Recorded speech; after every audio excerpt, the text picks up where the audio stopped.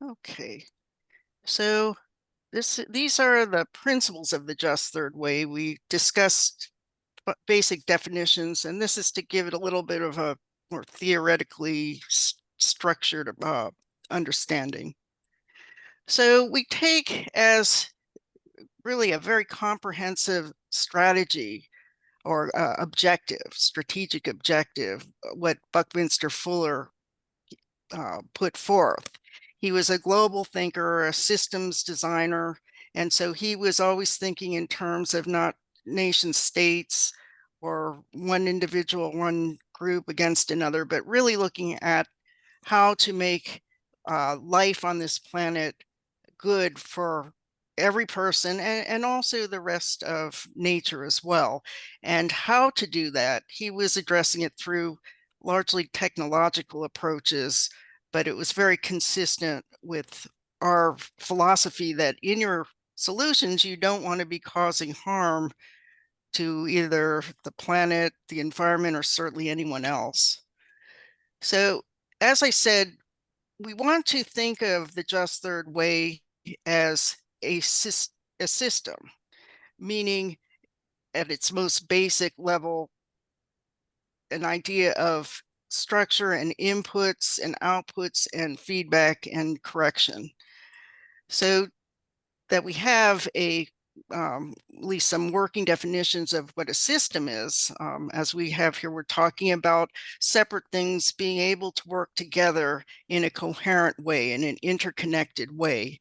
And we also look at system in terms of ideas as a set of principles or uh, in this case, it could be procedures or approaches um, which enables something to be accomplished, but it's organized. It has coherent principles which guide the actions you take and set of rules. So we can look at system in terms of laws. Those are set of rules which are in the just third way. Law is intended to create an environment where people can develop their human potential, uh, can act in a free and independent way, but always within the context of society, other people, that it's always rights are always in terms of other human beings and other things. If any of us were out on a desert island, the idea of rights is kind of moot.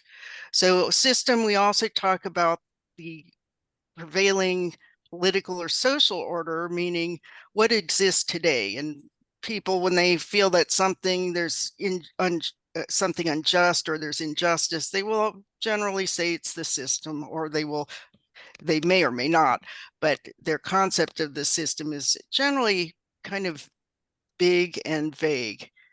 And what we want to do is start to identify parts of the system which are causing us problems and which we need to fix. So the just third way, that terminology developed over years, and the first time I had heard of it was when I was learning about Louis Kelso, and we had some officials from the Soviet embassy were visiting over at the house, and they were part of an institute which studied the US and Canada, and some of their scholars had come across Kelso's ideas and were fascinated by it, and they called Kelso's ideas the third alternative. This was a little bit after the time where Kelso was being blasted in Izvestia, and there was the other Soviet era newspaper as being the ravings of a madman, but these people took it seriously. So in terms of why they saw it as a third alternative, we can look at it in terms of the prevailing philosophy in the United States, the dominant one, you might say, is one of individualism. That's not completely true by any means, but I think people identify with the idea of the individual is supreme, and this is where rights start. And there's less of this awareness of institutions and things like systems and institutional barriers. So the individual is, in a sense, it's a more atomistic view of reality or society. And we see the counterpart to that is capitalism. So it's you go out there, you work hard, you earn a means to enrich yourself, and you accumulate capital in order to do that. Then you have collectivism, where the individual is subsumed by this larger abstraction of society or the collective, and it's in the values of cooperation, for example, tend to be held in higher emphasis than individual rights. So we see in terms of an economic system that's reflected both in socialism and communism, although some people would see these as two different systems. Kelso would say one is the express train and one is the one that the commuter train, that they get to the same destination. Personalism, and this is something we discussed in the first two sessions, is a philosophy that starts with each individual human being as a unique being with inalienable rights, but this is understood as also human beings as social and political creatures who depend on each other, not only for their survival, but for their full human development. And so we think in terms of each of us, our rights, but also the rights of every other human being, and then our institutions, how we build them together with others to help us develop our human potential. So economic personalism is about the closest ism we've been able to come up with to describe the just third way in terms of economics. So again, I'll try and go through this quickly. Number one is the human person. Everything within the just third way starts from that beginning. That is the moral basis and the dignity and empowerment of each human being. And when we talk about power, we have to get very specific. It's not a rhetorical term. It's really each person having the means of self-determination and independence, being able to protect your rights, and be able to participate fully in society and what we would call the common good.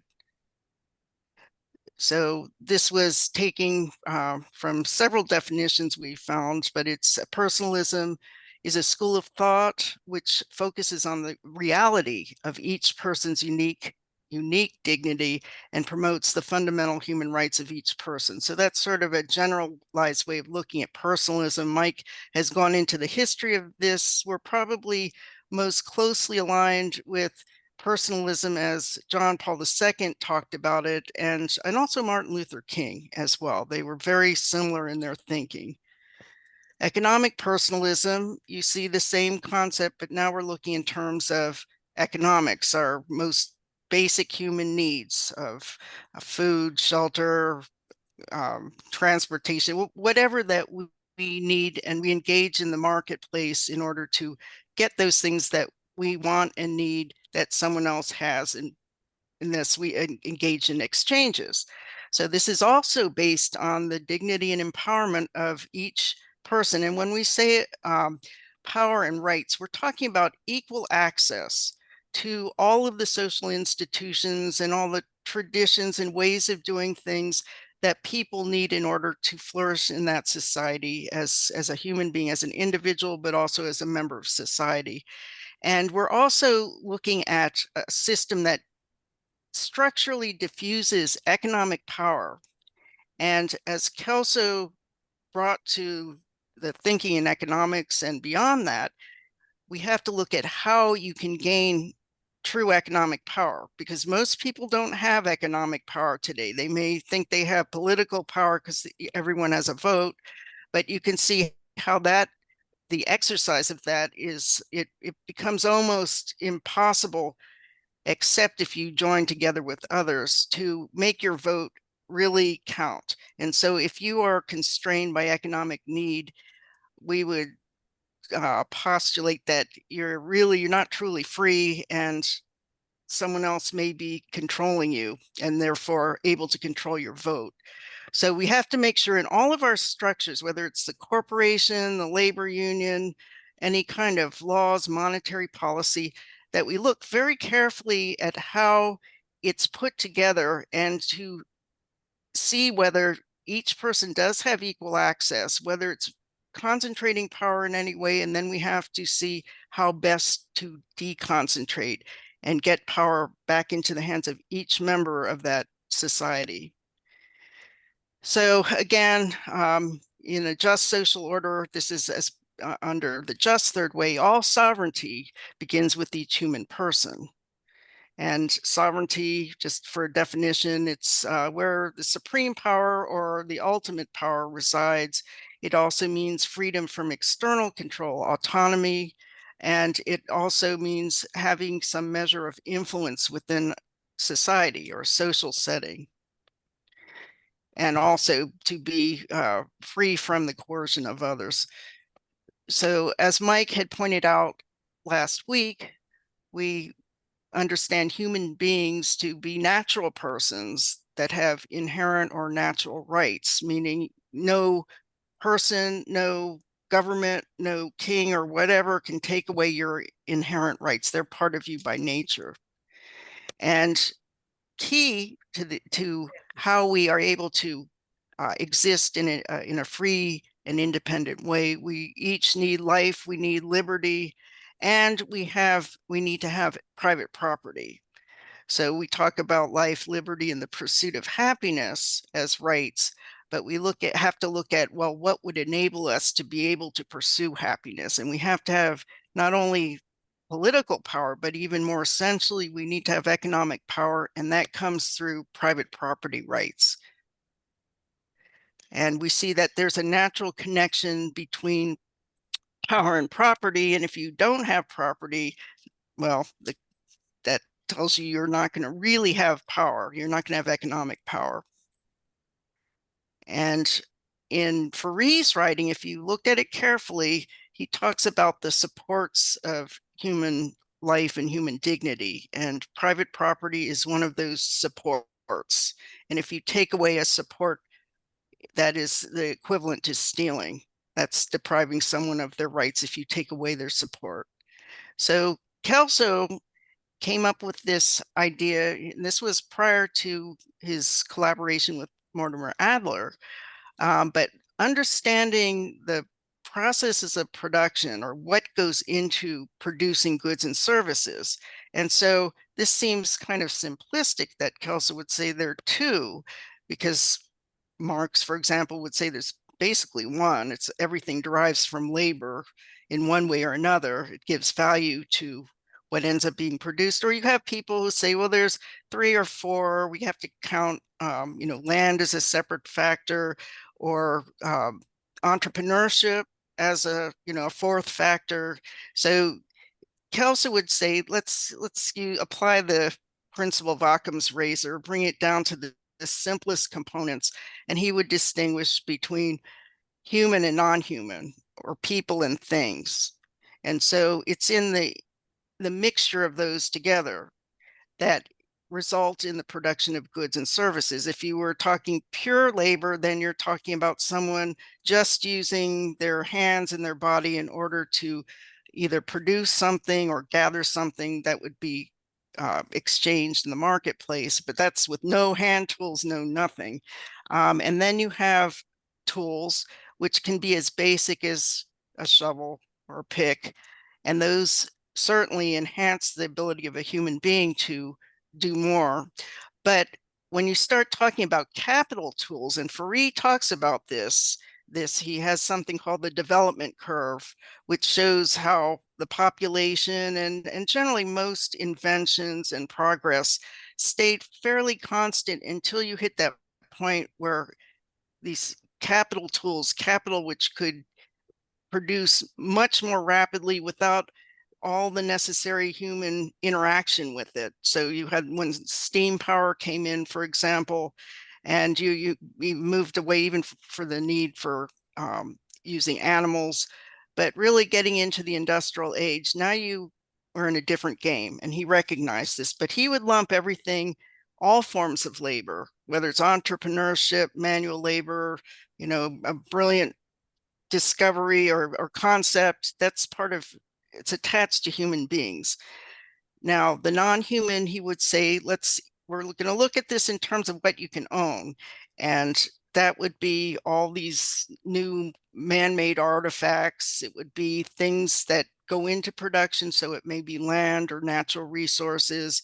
It can also be things that are institutions, like owning shares in a corporation. It's not tangible per se, but it's that tool, the corporation, assists us in producing more and being able to market to more people and distribute more efficiently. So you can own anything that is contributing to production, the non-human, you would call capital. Okay, and he recognized, as Marx did also, that as your technology advances, there's less labor gets displaced.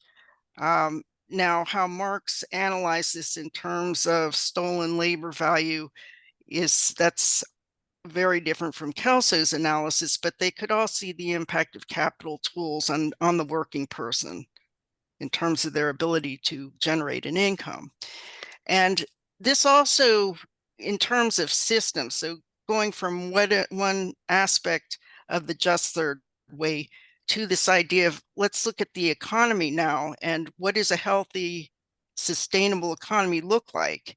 And we can see that what was recognized as Say's law of markets, which I think it's colloquially, we think of it as supply will create its own demand and demand will create its own supply, which didn't make a whole lot of sense to me until, I began to understand supply is production and production is income. If you create something you didn't have before, that is something that you need to economically, that's income. And so when we produce, we're automatically creating an income. Now, the problem is now again, we're looking at Kelso's idea of labor and capital producing. If some of us, or most of us, produce through our labor, and some of us, a few of us, produce with their capital, and the capital becomes more necessary in production, then you start to see how incomes flow to those who produce with the most efficient means, which is capital. So here we see market-based equilibrium, meaning when you have supply and demand in balance, which it's not now. You have what seems to be overproduction or underconsumption. This can be taken care of if you have the ways people produce being more distributed evenly throughout society. And we can do this without compromising private property. So we have the idea of aggregate supply and aggregate demand become equalized if we can connect people both to incomes from their labor and incomes from their capital. And whichever is predominant in the process of production, we have to make sure that every person has access to ownership of that. And we also see, which we'll talk later on, it shows up in how we finance the creation of new and more advanced forms of capital. Who's going to own the robots? Who will own the artificial intelligence? So what we're looking at then is, if this is the condition we're in, that there's high concentration of this very powerful productive factor, capital, how do we move the system into more equitably distributed, or equally, the potential for equal distribution or equal access to ownership of these new modes of production? And that is, if you want to do it without redistribution, you're going to have to get beyond how you use the already accumulated savings of the past and look towards a future way, which is through insured capital credit and structuring within the financial system ways for people to have equal access to that capital credit. And here we have another way of saying this is to balance these, a democratization of access to insured capital credit being repaid through the future profits of the capital that you've just acquired. And we call future savings is future profits, meaning when the profits are finally created, you first use them to repay a loan before it becomes consumption income. And so Kelso, how his system restores Say's law is through that universal and equal access to capital ownership, and that's through capital credit and using future savings to finance new capital, not past savings, which will always keep that under the control of those who have the past savings. And then we need a money system, as Mike Rainey pointed out in last week's class. We need a money system that operates on the basis of the banking principle versus the currency principle. And that simply means that the banking principle views and that you're really talking about production preceding money, that you don't bring about production because you pump in money, you match money to production. That's the basis of how much money needs to be in the system. And you're looking at not only existing production, but really more importantly, future production. And so we're looking at how when money is created, it's really looking towards future production as the basis of new money being put into the system, and money which is canceled out once the money is used for its particular purpose of bringing new capital into existence. So then the three principles, so we've got one, the human person or dignity and empowerment of the person, the two factors of production, the three principles of economic justice. And we see here participative justice, the input principle within a system, distributive justice, what you get in terms of your outtake, your reward, and then social justice is just there to make sure that these are in balance. And if they're not, that you have a way of detecting that something is out of balance. And usually what will start happening is you're going to see poverty and other sorts of related problems starting to crop up, or you're going to see the overuse of government redistribution versus people being able to generate their own income. So you're going to see governments start to grow, or you're going to see various disruptions, and that tells you something is wrong in the system. Now, how do we fix that? And so that is what the active social justice is all about, is identifying, understanding the problem, understanding what your institution is supposed to do, and then having common principles, and in this case, we would say the just third way principles for developing win-win solutions. So never at the expense of other individuals or other groups. And Faree says social justice there is no connection to conflict whatsoever. It resolves conflict. So if you have a solution that still has conflict built into it, keep working at it. That's not social justice. Then we have so that we create just laws that create equal opportunity for every person and access to the means to become independent and self-determining. We have to look at what are the policy principles that would encourage a just third way economy. And so the first we start with, this is really the missing element, expanded capital ownership. And then we look at the limited economic power of the state, and sometimes we present these in different orders, but the idea is really in order to have every person being able to participate fully in the economy, a market economy, they have to have the means of being independent and not being coerced, having access to information and having power to choose or to do something or not to do something. And if the government is dictating that is going to necessarily infringe on the economic freedom of individual citizens. So we want to limit economic power of government.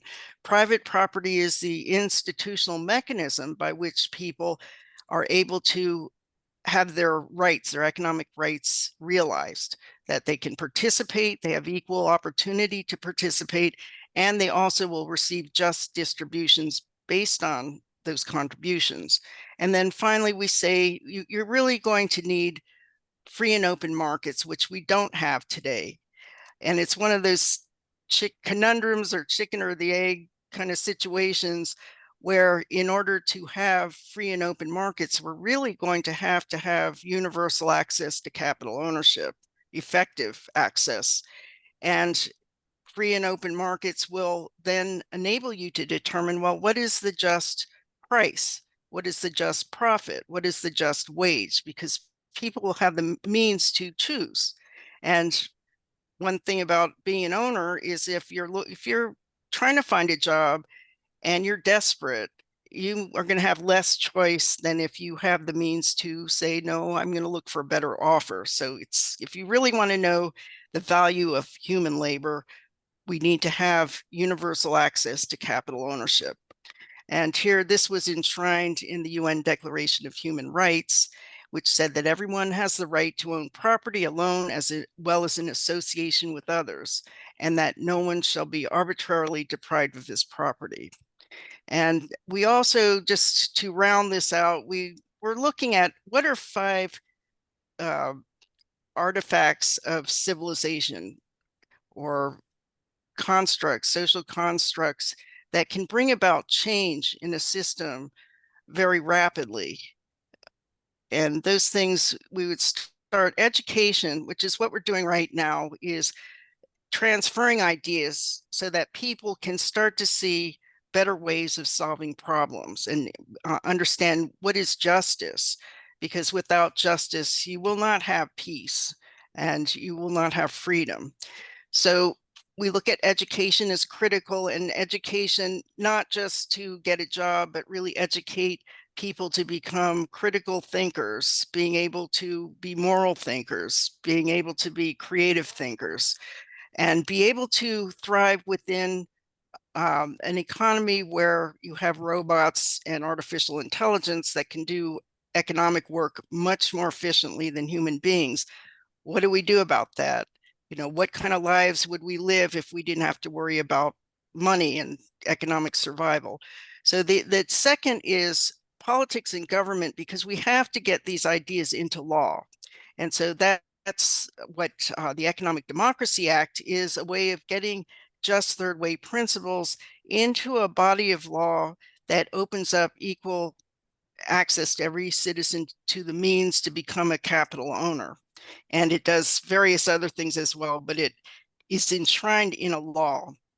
And then really, we have to be looking at money and credit, because if we ignore this, then all the other things are influenced by money and credit. And whether you have a just and orderly and feasible system of what you're creating money for, how we have access to it, who's able to get it and who isn't. So looking at that, that's very key, that we understand that money and credit are going to be crucial to this. The tax system is also important because that's what feeds government. And government, we believe, has legitimate roles to play and has specific services that it and it alone can provide. But in terms of economics and economic production, that is not the realm of government. It doesn't do it well. And it's better to have choice and competition in the marketplace. But we do need government, and the tax system can also encourage or discourage this idea of equal access to ownership. Then technology, that creates tremendous changes very quickly, such as how the computer, for example, made it possible for people to write books and do computations and also create all sorts of new things based on what the computer could do. And now we have artificial intelligence and we have robotics. So that moves us from a fairly stable situation where when you don't have these things to now it's tremendous tools of power. How do we use them? How do we use them in a beneficial way for everyone? So, but technology, all these things, it can be good and it can be damaging. So how we use these things is critical. But all 5, we would call the 5 major levers of change. And what the just third way, if you were asked to, well, sum it up in one sentence. And we believe that the most succinct way of expressing the just third way is own or be owned. Thank you very much.